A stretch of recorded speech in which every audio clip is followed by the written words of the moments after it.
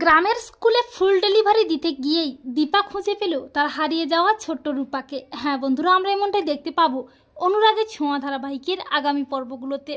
রূপা তার হাতে লেখা নিখোঁজ বিজ্ঞপ্তিটি এনে যারা নিউজ পেপার বিক্রি করছে তাদেরকে দিয়ে বলে, এই কাগজটা তোমরা নিউজ পেপারের ভেতরে করে দিয়ে দাও, এই বিজ্ঞপ্তিটা আমি নিজের হাতে লিখেছি আমার মায়ের খোঁজ করতে। রূপা বলে, মাগো তোমার হাতে যেন রূপার লেখা এই কাগজটা পৌঁছে যায়। এরপর রিটা সেই গ্রামের রাস্তা দিয়ে যাওয়ার সময় নিউজ পেপারটা নিয়ে সেনগুপ্ত বাড়িতে নিয়ে যায়, আর সোনা সেই কাগজটা নিয়ে এরোপ্লেন বানিয়ে ফেলে। কিন্তু দীপা হঠাৎই রূপার নামটা দেখতে পেয়ে যায়। দীপা সোনার কাছ থেকে সেই রূপার লেখা কাগজটা নিতে চায়, কিন্তু সোনা কোনো মতেই দীপাকে দিতে চায় না। সোনা কাগজের এরোপ্লেনটা উড়িয়ে দেয়, কাগজটা গ্যাসের ওভেনের উপর গিয়ে পড়ে, জ্বলে পুড়ে ছাই হয়ে যায়। দীপা কোনো মতেই নেভাতে পারে না।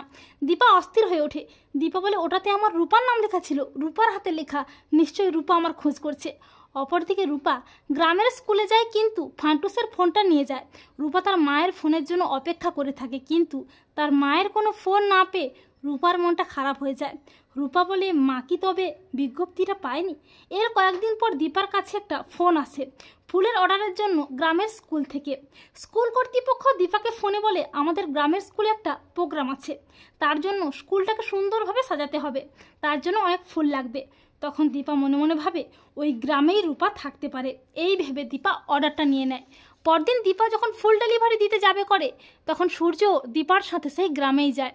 একটা সময় দীপা ফুল নিয়ে গ্রামে পৌঁছে যায়, আর ঠিক তখনই বিন্দি ফান্টুসও রূপা ও লাট্টুকে নিয়ে স্কুলে আসতে থাকে। সেই রাস্তা দিয়ে দীপা সূর্য আসতে থাকে, আর হঠাৎই দীপা রূপাকে দেখে চমকে যায়।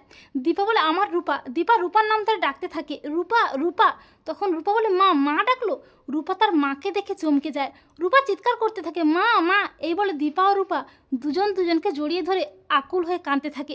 দীপা বলে, আমার রূপা মা, তোকে কত খুঁজেছি মা। রূপা বলে, মা মা আমি জানতাম তোমার কিচ্ছু হয়নি, তুমি ঠিক আমার কাছে ফিরে আসবে।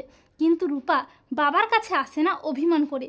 তো বন্ধুরা, তোমরা এটাই চাও তো যে দীপা যেন তার হারিয়ে যাওয়া ছোট্ট রূপাকে খুঁজে পায়, আর রূপাও যেন সমস্ত মান অভিমান ভুলে বাবার কাছে আসে?